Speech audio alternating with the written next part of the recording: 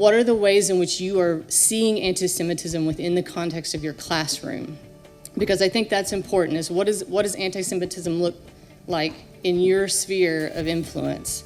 We can watch the news and we can get very upset, and rightly so, about the things that you see happening in other places, but what is it that you can do within your rectangle to help in certain ways? And so once they identify those spaces and we help them identify those, then we walk them through keys to intervening in tension moments. And so you can look through that.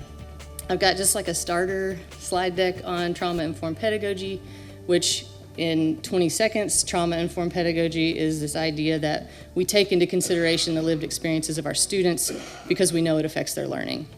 Framing the discourse in that manner, coming out of an intellectual tradition close to Rashid Khalidi, Edward Said, which Obama was. He comes out of this Ivy League background,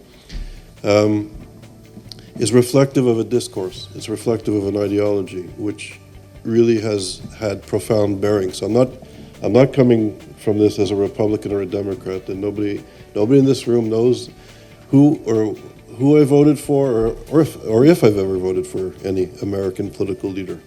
It's never been an issue. But I'm really coming to this as a scholar, and this, Red-Green Alliance in the global affairs, sort of radical left intellectuals in the West, acquiescing and even supporting political Islam like Hamas, and even in soft ways like framing the Israeli-Palestinian conflict as a civil rights movement in the United States. They're superimposing race, superimposing the politics of America.